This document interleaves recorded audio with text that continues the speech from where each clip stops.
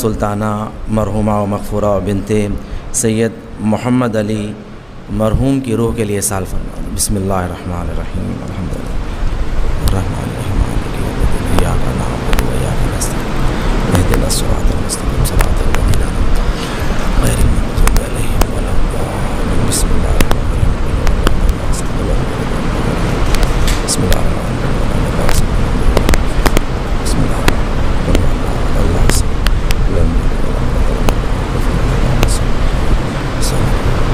رحم اللہ من قرأ الفاتحہ. بسم اللہ الرحمن الرحیم. ایاک نعبد و ایاک نستعین اهدنا الصراط المستقیم صراط الذین انعمت علیہم غیر المغضوب علیہم ولا الضالین.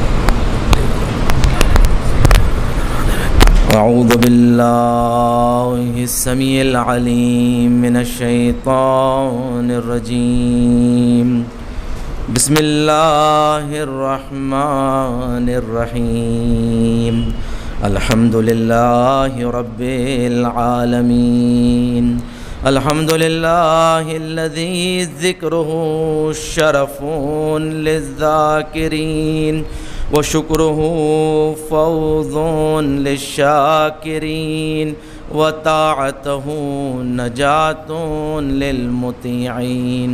ثم الصلاة والسلام والتحیۃ والاکرام علی اشرف الانبیاء والمرسلین وخاتم النبیین ورحمۃ للعالمین جد الحسن والحسین بالقاسم محمد صلی اللہ علیہ وعلى أهل بيته الطيبين الطاهرين المعصومين المظلومين الذين أذهب الله عنهم الرجس وطهرهم تطهيرا.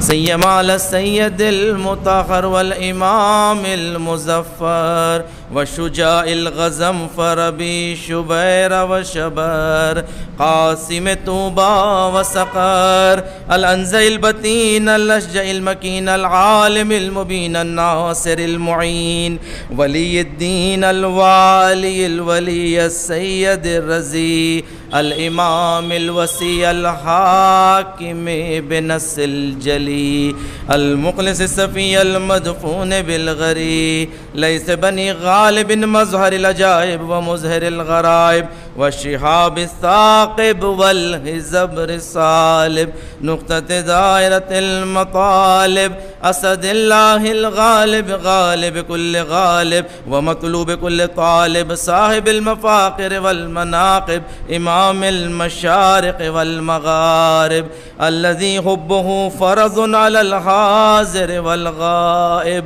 مولانا ومولى الكونين الإمام الثقلين أبي الحسنين يعصوب الدين وقائد غر المخجلين أمير المؤمنين علي بن أبي طالب ولعنة الله على أعدائهم أجمعين من يوم عداوتهم إلى قيام يوم الدين. أما بعد فقد قال الله تبارك وتعالى في محكم كتاب المجيد وفرقان الحميد وقوله الحق. بسم الله الرحمن الرحيم. كل نفس ذائقة الموت ثم إلينا ترجعون. صلوات. عزیزان گرامی، پانچویں امام امام محمد باقر علیہ السلام آپ ارشاد فرماتے ہیں کہ اثقل ما یوضع عند المیزان یوم القیامت الصلاۃ علی محمد و آلہ. آپ فرماتے ہیں کہ روز قیامت میں جب میزان لگایا جائے گا اور اعمال کو تولا جائے گا، اس وقت جو سب سے زیادہ وزنی عمل اور سنگین عمل ہوگا وہ درود بر محمد و آل محمد ہوگا. اس لیے کہ ذکر اہل بیت کی اس قدر فضیلت ہے کہ اللہ کو یہ ذکر اس قدر پسند ہے، اس کا ثواب اور اجر بھی اتنا ہی زیادہ ہے۔ اس لیے ہم اپنے مرنے والے کے لیے مجلس عزا برپا کرتے ہیں، مجلس ایصال ثواب برپا کرتے ہیں۔ ہر غم غم سے روزہ ہے، غم شبیر وہی ہے، 1400 برس بعد بھی تاثیر وہی ہے کہ ہمارے مرنے والے کا غم 3 دن ہوتا ہے۔ اس لیے کہا گیا ہے کہ 3 دن تک جو غم زدہ ہے ان کے گھر میں کھانا لایا جائے، انہیں کھانا بنانے کی زحمت نہ دیں، ان کے پاس جو رشتہ دار ہیں، جو پڑوسی ہیں، مستحب ہے کہ ان کے گھر کھانا بھیجیں، اس لیے کہ یہ عزادار ہیں۔ تو ہمارے مرنے والے کا غم 3 دن ہوتا ہے، اور جہاں تسلیت دینے کے لیے کہا گیا ہے کہ 7 دن تک، کہا گیا ہے 7 دن تک تسلیت دی جائے، 7 دن کے بعد تسلیت دینا صحیح نہیں ہے۔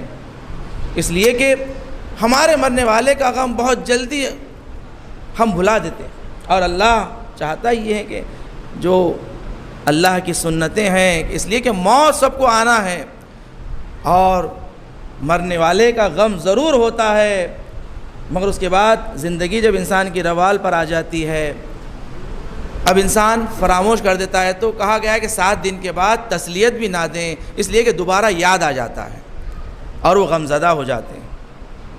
مگر اہل بیت علیہم السلام کا غم ایسے ہیں کہ جب بھی بیان کیا جائے ایسے لگتا ہے تازہ ہے، اس لیے کہ اللہ چاہتا ہے کہ ان کا ذکر زندہ رہے، ان کا ذکر برپا رہے۔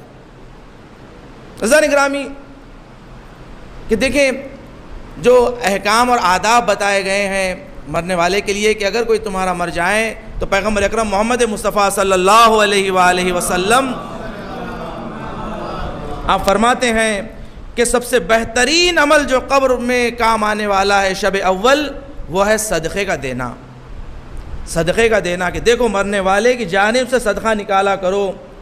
اور جس مرحومہ کی مجلس ایصال ثواب ہے، انہوں نے اپنے مرنے سے پہلے اپنا انتظام کر چکے تھے، انہوں نے اپنا صدقہ پہلے نکال دیا تھا کہ دیکھو میری دفن ہونے سے پہلے یہ میرا صدقہ نکال دیا جائے، اور میری نماز وحشت قبر کے لیے بھی کہہ دیا جائے، کہ دیکھیں کہ انسان اپنی قبر کا خود انتظام کر کر جائیں، یہ ہے بہترین زندگی۔ اس لیے کہ اللہ تو زندگی دیا ہے، موقتی زندگی ہے، مگر یہ زندگی ہم کیسے گزارتے ہیں؟ ایسے گزاریں جیسے آپ مسافر ہیں کہ اب ہمیں جانا ہے، ابھی نہیں معلوم ہمیں کب جانا ہے، مگر انسان تیار رہیں، انسان اس سفر کے لیے تیار رہیں، تیار رہیں، آپ کا کفن تیار رہیں، آپ کی وصیت تیار رہیں، تمام وہ چیزیں جو ہمیں شب اول قبر کام آنے والی ہیں وہ پہلے سے انتظام کر کر جائیں۔ پیغمبر نے فرمایا سب سے بہترین چیز صدقہ ہے، کہ صدقہ کام آنے والا ہے۔ اگر صدقہ نہ دے سکو تو آپ نے فرمایا 2 رکعت نماز پڑھو، 2 رکعت نماز، کہ پہلی رکعت میں الحمد کے بعد آیت الکرسی ہم فیہا خالدون تک، اور اس کے بعد دوسری رکعت میں الحمد کے بعد 10 مرتبہ سورہ انا انزلنا کا سورہ۔ اس کے بعد فرمایا نماز جیسے مکمل کرو سب سے پہلے صلوات پڑھو، اس لیے کہ یاد رکھیں ہر نیکی جو اللہ کی بارگاہ میں قبول ہوتی ہے محمد و آل محمد کے صدقے میں قبول ہوتی ہے۔ صلوات پڑھیں محمد و آل محمد پر۔ تو کہو کہ اللہم صلی علی محمد و آل محمد وابعث ثوابها الى قبر فلان بنت فلان یا فلان ابن فلان، جو نام لے لے مرحوم کا۔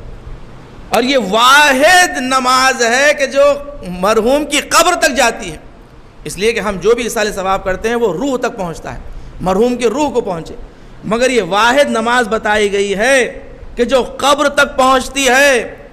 اور خود پیغمبر نے فرمایا ہے کہ جب یہ نماز پڑھنے والا نماز پڑھتا ہے تو پروردگار دو عالم 1000 ملائکہ کو قبر میں نازل کرتا ہے، اور ہر ملک کے ہاتھ میں جنتی لباس ہوتا ہے، بہترین لباس، مجلل لباس لے کر قبر میں آتے ہیں اور کہتے ہیں یہ تیرے لیے ہدیہ ہے، اور قبر کو اس قدر گشادہ کر دیا جاتا ہے، جو قبر تنگ ہوتی ہے اسے گشادہ کر دیا جاتا ہے اور نور سے نورانی کر دیا جاتا ہے، منور۔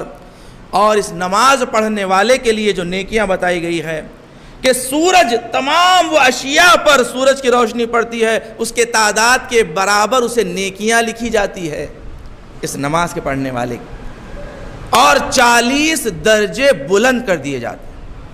عزیزان گرامی دیکھیں انسان کے لیے کس قدر بہترین موقع ہوتے ہیں کہ دیکھو 1-2 رکعت نماز جب تم کسی مومن کے لیے پڑھتے ہو تمہارے 40 درجے تمہارے بلند ہو جاتے ہیں، 40 درجے، کس قدر بہترین موقع ہوتے ہیں۔ 8ویں امام علی ابن موسیٰ رضا علیہ السلام آپ فرماتے ہیں اگر کوئی انسان چاہتا ہے اپنے گناہوں کو بخشائیں تو وہ کسی مرنے والے کی قبر پر اپنا ہاتھ رکھ کر، اہل بیت علیہ السلام نے تعلیم دی کہ دیکھو کیسے تم قبر پر جاؤ تو کیسے سورہ فاتحہ پڑھو، تلاوت قرآن کرو تو کیسے کرو، بتایا امام نے طریقہ۔ قبر پر ہاتھ رکھ کر جو چاہتا ہے اپنے گناہوں کو بخشائیں، امام نے کہا قبر پر ہاتھ رکھ کر اس طرح کہ آپ کی انگلیاں قبر پر رہیں، اور تازی قبر پر کہا گیا ہے کہ جس قدر مومنین اس تازی قبر پر اپنی انگلیوں کے نشان چھوڑتے ہیں وہ بہت ہی بہترین شخص تھا، جتنے انگلیوں کے نشان اس قبر پر بنتے ہیں، اس لیے کہا گیا کہ اپنی انگلیوں کے نشان بناؤ قبر پر۔ امام نے کہا کہ اپنے ہاتھ کو رکھ کر 7 مرتبہ سورہ قدر جو پڑھتا ہے اللہ مرنے والے کے لیے اس کے گناہ بخش دیتا ہے اور پڑھنے والے کے بھی گناہوں کو بخش دیتا ہے۔ صلوات پڑھیں محمد و آل محمد کی بات۔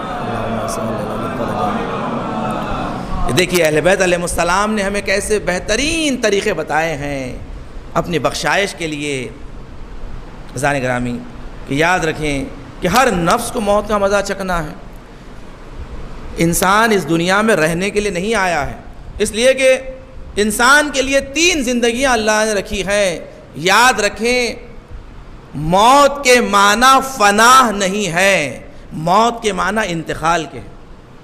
ہمارے لیے 3 زندگیاں اللہ نے رکھی ہے۔ ایک زندگی دنیاوی زندگی جو امتحان اور آزمائش کے لیے ہے، یہ آزمائش کی جگہ ہے، یہاں امتحان ہوگا، بغیر امتحان کے انسان یہاں سے نہیں گزر سکتا، امتحانات۔ دوسری زندگی برزخ کی زندگی ہے کہ برزخ میں زندگی گزارنا ہے، انسان مرنے کے بعد برزخ میں رہتا ہے۔ اور تیسری زندگی قیامت کی، تیسری زندگی قیامت کی ہوگی کہ جہاں انسان اب دائمی رہے گا، یا جہنم میں رہے گا یا جنت میں رہے گا۔ اب انتخاب کریں دنیا میں کہ تمہیں کہاں رہنا ہے۔ اگر تم نے دنیا میں جنتیوں کو اپنا امام بنایا تو آخرت میں تمہاری جائے گا جنت ہوگی، اگر دنیا میں تم نے اپنا امام جہنمی کو بنایا تو پھر تمہاری جائے گا جہنم ہوگی۔ صلوات پڑھیں محمد و آل محمد کی بات۔ کہ دیکھو دنیا میں انتخاب کرو کہ تم کیسے ہادی کو انتخاب کرتے ہو، تم اپنا امام کیسے انتخاب کرتے ہو۔ اگر تمہارا امام جنتی ہے، امام المتقین ہے، تو پھر یاد رکھیں کہ تمہاری آخرت تضمینی۔ عزیزان گرامی، مولا کائنات امیر المومنین علی ابن ابی طالب علیہ السلام آپ سے ایک شخص نے سوال کیا، کہا مولا میں آپ سے سوال کرنا چاہتا ہوں، میرے 4 سوال ہیں، اس کا جواب دیجئے۔ اس نے کہا مولا ما هو الواجب وما هو الاوجب وما هو القریب وما هو الاقرب وما هو العجیب وما هو الاعجب وما هو الصعب وما هو الاصعب۔ 4 سوال۔ سب سے پہلے پوچھا مولا یہ بتائیں کہ واجب کیا ہے اور واجب تر کیا ہے، واجب سے زیادہ اہمیت والا واجب تر۔ اس کے بعد کہا مولا یہ بتائیں کہ قریب کیا ہے، نزدیک کیا ہے اور نزدیک تر کیا ہے۔ اس کے بعد پوچھا مولا یہ بتائیں عجیب کیا ہے اور عجیب تر کیا ہے۔ اور چوتھا سوال مولا سخت کیا ہے، صعب یعنی سخت، مشکل کیا ہے اور مشکل تر کیا ہے۔ یہ 4 سوال۔ مولا نے کہا سن، واجب اطاعت پروردگار، پروردگار دو عالم کی اطاعت واجب ہے. اللہ نے ہمیں اس دنیا میں اپنی اطاعت کے لیے بھیجا، اپنی اطاعت کے لیے بھیجا کہ پروردگار کی اطاعت کی جائے، پروردگار کی نافرمانی نہ ہو. واجب یہ ہے کہ پروردگار کی اطاعت کی جائے، یہ انسان پر واجب ہے. یاد رکھیں واجبات کی بڑی اہمیت ہے. واجب انسان کی زندگی میں سب سے بڑا واجب یہ ہے کہ انسان اطاعت پروردگار کرے. اور اطاعت پروردگار کن چیزوں میں ہے؟ یاد رکھیں پروردگار نے جن کی اطاعت کو ہم پر واجب کیا ہے ان کی اطاعت کریں، جس کی اطاعت کو ہم پر فرض کیا ہے ان کی اطاعت کریں، یہ واجب ہے. اور واجب تر، واجب سے بھی زیادہ امپورٹنٹ امام نے فرمایا ترک معصیت پروردگار، نافرمانی، یہ زیادہ امپورٹنٹ ہے. یاد رکھو، دیکھو نماز پڑھنا امپورٹنٹ نہیں ہے، دیکھو گناہ سے بچنا زیادہ اہمیت ہے. اس لیے کہ تم نماز تو پڑھتے ہو مگر گناہ کے ذریعے اپنی نماز کو ضائع کر دیتے ہو. امام نے کہا کہ پہلے یعنی واجب سے زیادہ امپورٹنٹ جو ہے وہ ہے معصیت، ترک معصیت پروردگار، کہ دیکھو تم اپنی عبادت کو ضائع نہ کر لو. پیغمبر نے فرمایا جو انسان ایک مرتبہ سبحان اللہ کہتا ہے جنت میں اللہ ایک درخت پیدا کرتا ہے. ایک صحابی گھر جاتا ہے، گھر جانے کے بعد تسبیح تیزی کے ساتھ، بڑی سرعت کے ساتھ سبحان اللہ کی تسبیح. دوسرے دن پیغمبر کی خدمت میں آ کر کہتا ہے رسول اللہ میں نے جب سے آپ سے سنا کہ سبحان اللہ کہنے سے ایک درخت پروردگار پیدا کرتا ہے، میں نے بے انتہا سبحان اللہ کی تسبیح پڑھی. اب بتائیں کہ میرے کتنے درخت جنت میں ہوں گے؟ پیغمبر نے کہا دیکھنا چاہتا ہے؟ اس نے کہا کیوں نہیں؟ پیغمبر نے کہا آؤ میرے انگلیوں کے درمیان سے دیکھ. اس نے انگلیوں کے درمیان سے دیکھا، کہا یا رسول اللہ جہاں تک میری نظر جا رہی ہے درخت ہی درخت نظر آ رہے ہیں، مگر یا رسول اللہ یہ سارے درخت کٹے ہوئے ہیں، یہ سارے درخت کٹے ہوئے ہیں، زمین پر گرے ہوئے ہیں. پیغمبر نے کہا کہ تو نے سبحان اللہ تو پڑھا مگر گناہوں کے ذریعے تو نے ان درختوں کے لیے وہ آرا بھیجا ہے کہ جو تیرے درختوں کو کاٹ ڈالتا ہے. صلوات پڑھے محمد والے محمد کی بارگاہ میں.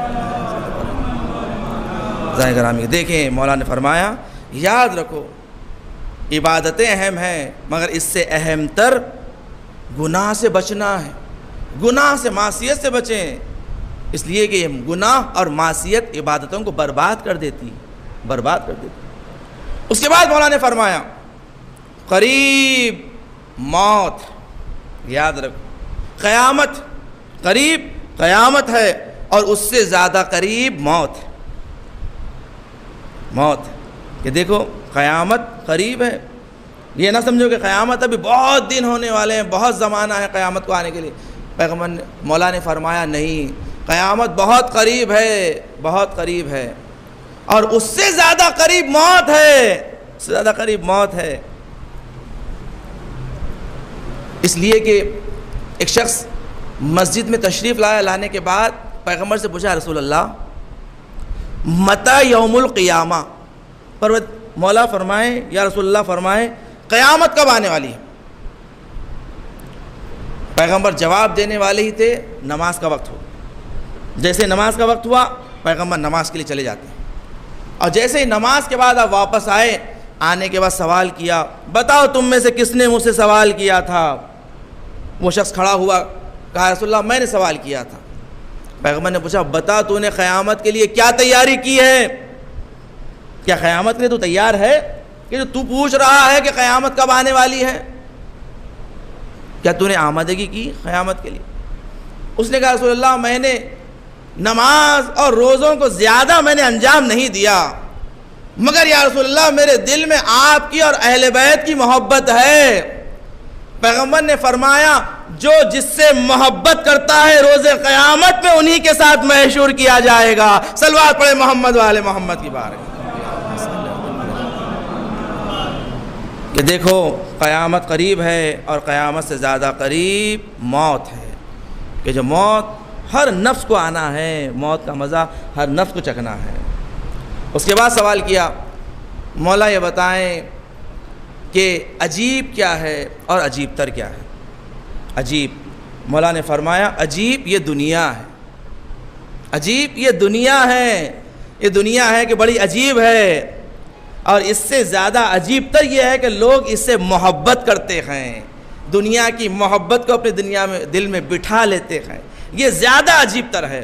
یاد رکھو اس دنیا نے کسی کے لیے وفا نہیں کی، دنیا نے کسی کے لیے وفا نہیں کیا، یہ دنیا کسی کا ساتھ نہیں دیتی ہے، بلکہ یہ دنیا وہ ہے کہ جیسے انسان مر جاتا ہے، مولا کہتے ہیں 3 شکلیں اس کے سامنے آ جاتی ہیں، مال دنیا، اولاد اور اعمال۔ مال دنیا سے کہتا ہے مرنے والا میں نے تیرے لیے تجھے جمع کرنے کے لیے میں نے ہر حلال و حرام کو میں نے پامال کر دیا، میں نے تجھے جمع کیا، میں نے ہمیشہ تجھے اہمیت دی، مال کو اہمیت دی، بتا تو میرے لیے کیا کر سکتا ہے؟ تو مال کہتا ہے کہ بس میں اتنا ہی کر سکتا ہوں تیرے لیے کہ تیرے لیے کفن کا انتظام کر دوں، بس میرے مال میں سے جو تجھے ملنے والا ہے وہ ہے کفن، باقی تیری ساری جائیداد تیری اولاد کے ارث میں چلی جائے گی۔ بس وہ مال کہتا ہے کہ مجھ سے تجھے فقط کفن ملے گا، کفن۔ اولاد سے مرنے والا کہتا ہے کہ بتاؤ تم کیا کرو گے میرے لیے کہ ہم نے تمہارے لیے ساری زندگی ہم نے ختم کر دی۔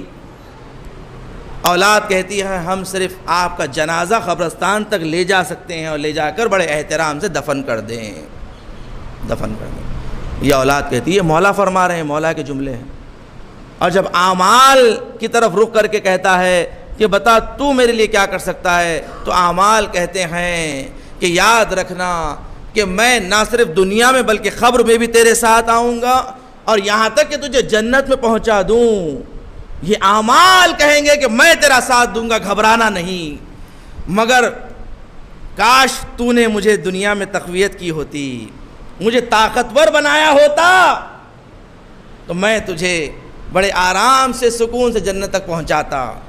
عزیزان گرامی، مولا نے فرمایا کہ دیکھو عجیب ہے یہ دنیا، بڑی عجیب ہے، دنیا سے انسان محبت اور رغبتیں پیدا کر لیتا ہے، مگر یہ دنیا کسی کے ساتھ وفا نہیں کرتی، کسی کے ساتھ وفا نہیں کرتی۔ یہ دنیا کو چھوڑ کر انسان کو جانا ہے، ترک کرنا ہے۔ اس کے بعد فرمایا سخت کیا ہے اور سختر کیا ہے، تو مولا نے فرمایا سخت قبر ہے، یاد رکھو سخت قبر ہے، قبر کی تاریکی، قبر کی تنگی بڑی سخت ہے، اس لیے کہ تمہیں قبر میں چھوڑ کر چلے جائیں گے، تمہاری اولاد بھی چھوڑ کر چلے جائے گی۔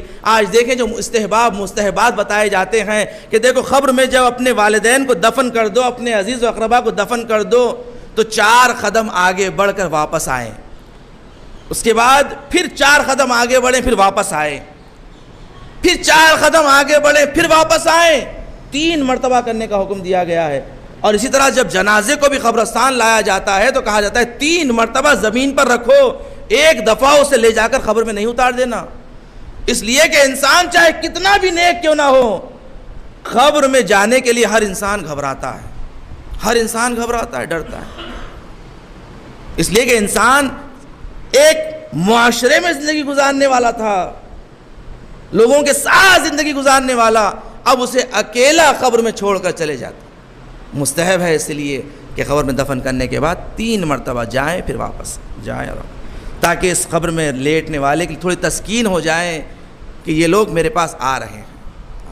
عزیزان گرامی، مولا نے فرمایا قبر بڑی سخت ہے، یاد رکھو سخت قبر ہے، اور اس سے زیادہ سخت یہ ہے کہ خالی ہاتھ قبر میں جانا، اس سے زیادہ سخت کہ قبر سے زیادہ سخت یہ ہے خالی ہاتھ، کہ دیکھو خالی ہاتھ قبر میں نہ جاؤ، اپنے قبر کے لیے انتظام کر کے جاؤ، قبر کے لیے انتظام کر کے جاؤ۔ کہا گیا ہے 3 انسان کبھی نہیں مرتے، 3 انسان کو بھی موت نہیں آتی، وہ انسان کے جس نے اس دنیا میں باقیات الصالحات چھوڑا ہے، باقیات الصالحات یعنی ایسی نیکیاں کہ آپ نے مسجد بنا دی، آپ نے عاشر خانہ بنا دیا کہ جہاں پر مجالس برپا ہوتے ہیں، آپ نے ایک مدرسہ بنا دیا، یا کسی مسجد یا عاشر خانے میں آپ نے کوئی چیز اس کا انتظام کر دیا، جب تک یہ باقی رہے گا مرنے والے کو اس کا ثواب ملتا رہے گا۔ باقیات الصالحات جو اس دنیا میں چھوڑ کر جاتا ہے وہ مرتا نہیں ہے، اس کے قبر میں اس کا ثواب ملتا رہتا ہے۔ یا اولاد صالح، جس نے اس دنیا میں صالح اولاد، نیک اولاد نیک اولاد. ساتویں امام امام موسی کاظم علیہ السلام آپ فرماتے ہیں کہ جو فرزند تلاوت قرآن کرتا ہے اس کے ماں باپ کو اللہ بخش دیتا ہے. لیکن تلاوت قرآن آپ نے ایصال ثواب بھی نہیں کیا، ماں باپ کو بخشا بھی نہیں، مگر آپ فقط قرآن کو دیکھ کے پڑھتے ہیں تو مولا فرماتے ہیں کہ اللہ اس کے ماں باپ کو بھی بخش دیتا ہے کہ دیکھو اولاد صالح چھوڑ کر جاؤ، نیک اولاد کہ جو تمہیں دنیا میں یاد رکھیں، تمہارے لیے ایصال ثواب کرتی رہے، مجالس برپا کرتی رہے، نیکیاں بھیجتے رہیں. اس لیے کہ روایت میں ہے کہ ماں باپ مرنے کے بعد بڑے محتاج ہو جاتے ہیں. ہر شب جمعہ اپنے اولاد کے گھروں پر آتے ہیں، ایسے بھیک مانگتے ہیں جیسے کوئی فقیر بھیک مانگتا ہے. کہا ہے اپنے ماں باپ کو فراموش نہ کرو، ان کے لیے ایصال ثواب کر دو. تو وہ انسان زندہ رہتا ہے کہ جس کے اولاد صالح ہوتی ہیں، نیک اولاد اس دنیا میں. اور تیسرا انسان وہ کہ جو ایک سنت حسنہ اس دنیا میں چھوڑ جائیں.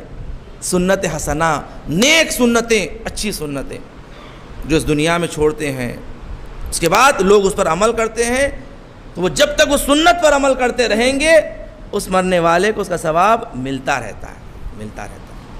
عزیزان گرامی کہ مولا کائنات نے ہمیشہ ہر سوال کا جواب دیا ہے. ایک یہودی شخص آتا ہے، آ کر سوال کرتا ہے، یا علی مجھے بتائیں کہ کوئی ایسا عدد کہ جو ایک پر بھی ضرب ہو تو مکمل ہو جائے، دو پر بھی ضرب ہو تو مکمل تقسیم ہو، اس میں کوئی کسری نہ آئے، تین پر ضرب ہو تو بھی کسری نہ آئے، چار پر بھی ضرب ہو تو کسری نہ آئے. دیکھیں میتھمیٹیکل مولا سے سوال کیا گیا تھا، بہترین سوال. 4 پر، 5 پر، 6 پر، 7 پر، 8 پر، 9 پر، 10 پر اگر اس عدد کو تقسیم کیا جائے تو کسری نہیں آنا چاہیے. یعنی جو ہمارے پاس آج کیلکولیٹر میں ہم جب کرتے ہیں دیکھیے پوائنٹ آتا ہے نا، اس کے بعد آخر میں پوائنٹ 3 اس نے کہا ایسا نہیں آنا چاہیے، بالکل ایگزیکٹ 2 عدد تقسیم ہونا چاہیے، برابر 2 عدد ایگزیکٹلی ڈیوائڈ ہو جائے. کوئی ایسا عدد بتائیے. مولا نے پوچھا کہ اگر میں بتا دوں تو مسلمان ہوگا؟ اس نے کہا ضرور میں مسلمان ہو جاؤں گا. مولا نے فوری کہا کہ ہفتے کے ایام کو اپنے سال پر تقسیم کر دے، یعنی 7 کو انٹو کر دے 360 ڈیز پہ، کہ چاند کا جو سال ہوتا ہے 360 دن، 7 کو 3 سال میں تقسیم کر دے اپنے عدد سال کے ایام پر، تیرا مطلوب تجھے نکل جائے گا. اس نے فوری حساب کیا 2520. اس نے فوری اشہد ان لا الہ الا اللہ و اشہد ان محمد رسول اللہ و اشہد انک ولی اللہ. صلوات پڑھ دے محمد والے محمد کی بات. عزیزان گرامی 2520 ایک ایسا عدد مولا نے دیکھیں فوری بتایا کہ ہفتے کے ایام کو اپنے سال کے ایام پر تو تقسیم کر دے، ضرب کر دے، تجھے فوری تیرا عدد مل جائے گا، تیرا جواب مل جائے گا. عزیزان گرامی جب بھی مولا سے سوال کیا جاتا مولا فوری جواب دیتے. ایک شخص نے سوال کیا، مولا آپ سے جو بھی سوال ہوتا ہے آپ فوری جواب دیتے ہیں، ذرا سوچتے بھی نہیں ہیں، ذرا غور و فکر تو کر لیں. اس لیے کہ بعض علمی سوال ہوتے ہیں، دقیق سوال ہوتے ہیں، انسان کو کیلکولیشن کرنا پڑتا ہے. مولا آپ کو کوئی کیلکولیشن نہیں کرنا پڑتا. مولا نے فرمایا بتایا تیری ہاتھ میں انگلیاں کتنی ہیں؟ اس نے کہا 5. مولا نے کہا تو نے اپنی ہاتھ کو دیکھا بھی نہیں، تو نے گنا بھی نہیں، فوری کہہ دیا 5. اس نے کہا مولا یہ تو ہمیشہ میرے سامنے ہوتی ہے، اسے دیکھنے کی ضرورت نہیں ہوتی. مولا نے کہا اسی طرح علی کے سامنے سارے مسائل 5 انگلیوں کی طرح ہوتے ہیں. صلوات پڑھے محمد والے محمد کی بات. کہ علی کے سامنے یہ سارے مسائل ان 5 انگلیوں کی طرح ہے. عزیزان گرامی کہ دیکھیں اہل بیت سے وابستہ ہو جاؤ کہ اللہ نے جسے ہادی بنا کر بھیجا. عزیزان گرامی ایک واقعہ جو نقل کرتے ہیں یہ تہران کے ایک عالم دین کا واقعہ ہے جو بہت ہی مشہور اور معروف عالم دین تھے. ہمیشہ وہی مطالب بیان کرتے تھے کہ جو یقینی ہوتے تھے. اور یہ انقلاب کے پہلے کا زمانہ تھا، شاہ کی حکومت کے زمانے میں. یہ ریڈیو پر مجالس پڑھا کرتے تھے ہر شب جمعہ. کہتے ہیں کہ ایک مرتبہ انہوں نے ایک واقعہ نقل کیا کہ یہ مشہد مقدس کے ایک قاضی جج، اس نے جو خود ان کا دوست تھا، اس نے خود بتایا واقعے کو کہا کہ ایک مرتبہ رات میں نے خواب میں شہزادی کو دیکھا، اور شہزادی کو اس قدر نورانی، میرے پاس آ کر شہزادی نے کہا کہ قید خانے میں فلاں شخص ہے اور اس کا فائل نمبر یہ ہے، اسے فوری رہا کیا جائے، اسے چھوڑ دیا جائے، یہ میرا حکم ہے۔ شہزادی نے 3 مرتبہ مجھ سے کہا کہ اس قیدی کو فوری رہا کیا جائے، چھوڑ دیا جائے۔ وہ جیسے ہی صبح اٹھنے کے بعد فوری اس قیدی کا نام اور جو نمبر شہزادی نے بیان کیا تھا اس نے لکھ لیا، لکھ کر کہتا ہے کہ میں فوری جب میں کورٹ گیا، کورٹ جانے کے بعد یہ فائل منگائی، اور منگانے کے بعد جیسے میں نے کھولا دیکھا کہ یہ تو بہت ہی بھیانک سابقہ دار ہے، کئی گناہوں میں مبتلا ہے اور کئی مرتبہ قید ہو چکا ہے، اور اس آخری مرتبہ جو قید ہوا ہے وہ قتل کے الزام میں، کہ وہ 2 آدمی کو قتل کیا ہے، قتل کر دیا ہے۔ اور کہا شہزادی نے ایسے فرد کے لیے کہا اسے رہا کر دیا جائے۔ اسے بلایا گیا اس قیدی کو، بلانے کے بعد اس نے پوچھا کہ بتاؤ کہ تم نے یہ قتل کیا ہے؟ اس نے کہا کہ ہاں میں نے قتل کیا ہے، اقرار بھی کر رہا ہے وہ کہ ہاں میں نے قتل کیا ہے۔ کہا کہ کیوں قتل کیا ہے، وجہ کیا تھی؟ اس نے کہا کہ دیکھیں ہم 3 دوست تھے جو ہم معروف تھے کہ ایک شہر کے بڑے مشہور غنڈے ہوا کرتے تھے، ہم معروف تھے، ہم غنڈہ گردی کرتے تھے، ڈکیتی ڈالتے تھے، چوری کرتے تھے۔ ایک مرتبہ ہم نے ایک اسکول سے ایک 16 سال کی بچی کو ہم نے اٹھا لیا، اسکول سے ہم نے اس بچی کو اٹھا لیا، گاڑی میں لے کر ہم چلے گئے جنگل میں لے جانے کے بعد اس بچی کو سنسان علاقے میں ہم نے اب گناہ کرنے کی نیت سے اس کے آگے بڑھنے لگے۔ اس بچی نے کہا کہ مجھ سے قریب نہ آنا، میں سیدہ ہوں، میں سادات میں سے ہوں، میں اولاد پیغمبر میں سے ہوں، میرے قریب نہ آنا، تمہیں واسطہ شہزادی زہرا کا واسطہ، جناب زینب کے پردے کا واسطہ، میرے قریب نہ آنا۔ جیسے ہی اس لڑکی نے کہا میں سادات میں سے ہوں، میں سید ہوں، اور شہزادی کا واسطہ، جناب زینب کے پردے کا واسطہ جیسے اس نے دیا، میرا دل کانپنے لگا۔ فوری میں نے دوستوں سے کہا کہ اس لڑکی کو واپس چھوڑ دیا جائے، اسے چھوڑ دیا جائے، اسے ہاتھ نہ لگائیں۔ انہوں نے کہا کہ کیا تو دیندار ہو گیا ہے ایک رات میں؟ کیا تو ایک دن میں دیندار ہو گیا ہے؟ تو کیا کہہ رہا ہے کہ ہم اپنے اس بہترین موقع کو چھوڑ دیں؟ ہرگز نہیں چھوڑیں گے۔ وہ آگے بڑھنے لگے، اس نے کہا کہ اب یہ میری بہن جیسی ہے، جو بھی اس کے قریب آئے گا میرے جنازے سے گزرے۔ انہوں نے چاقو نکالا، میں نے بھی چاقو نکالا، ہمارے میں جھگڑا ہوا، اس قدر جھگڑا ہوا کہ میں نے چاقو سے ان دونوں کو مار دیا۔ میں نے مارنے کے بعد اس بچی کو اس کے گھر پر لے جا کر صحیح اور سالم میں چھوڑ آیا، اور پھر مجھے گرفتار کر لیا گیا، اور آج میں اقرار بھی کر رہا ہوں کہ میں نے ان دونوں کا قتل کیا ہے، مجھے پھانسی دے دی جائے۔ یہ جج پریشان ہوا، جانے کے بعد اس نے اپنے دوسرے جو جج تھے جا کر ان سے گفتگو کی اور یہ ماجرا سنایا، اپنے خواب کو بھی سنایا کہ خواب میں شہزادی نے کہا کہ اسے چھوڑ دیا جائے۔ فوری اس کی جو پھانسی کی سزا تھی اسے ملتوی کر دیا گیا، اور اس کے بعد دوبارہ سے کیس کو کھولا گیا، سارے گواہوں کو لایا گیا، اس لڑکی کو بلایا گیا، اس سے تمام ماجرا پوچھا گیا کہ واقعاً بتاؤ کہ ہوا کیا تھا۔ اس نے دقیقاً وہی بتایا کہ جب یہ میرے قریب آ رہے تھے تو میں نے شہزادی کے پردے کا واسطہ دیا، میں نے جناب زہرا کے پردے کا واسطہ دیا، جناب زینب کے پردے کا واسطہ دیا، تو اس شخص نے اپنے دوستوں کو مار کر مجھے میرے گھر پر پہنچا دیا۔ آخر میں سارے ججوں نے یہی فیصلہ کیا کہ اسے چھوڑ دیا جائے، اس لیے کہ اس نے ایک ناموس کی حفاظت کے لیے، ایک بچی کے پردے کی حفاظت کے لیے اس نے انہیں مارا ہے۔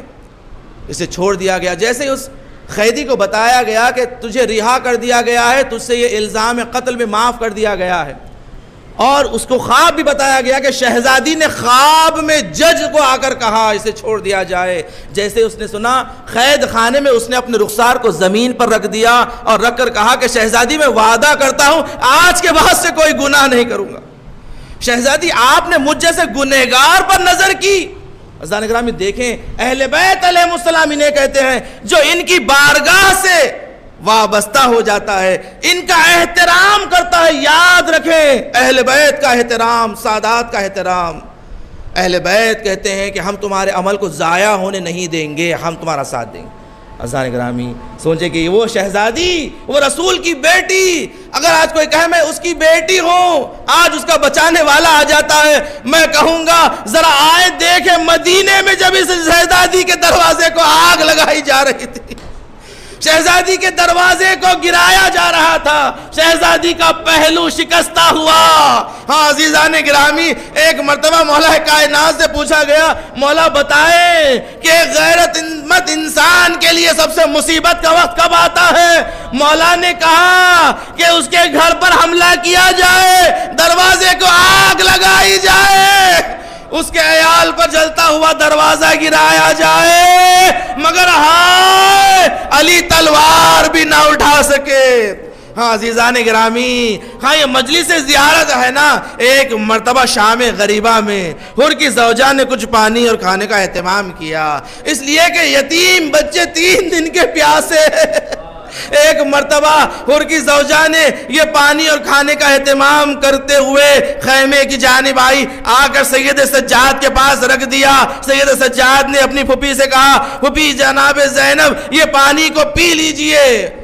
ایک مرتبہ جناب زینب نے سید سجاد کو کہا، سجاد ذرا یہ تو بتاؤ میرا بھائی حسین پیاسا شہید ہو گیا، میرا علی اکبر پیاسا شہید ہو گیا، زینب کیسے پانی پیے؟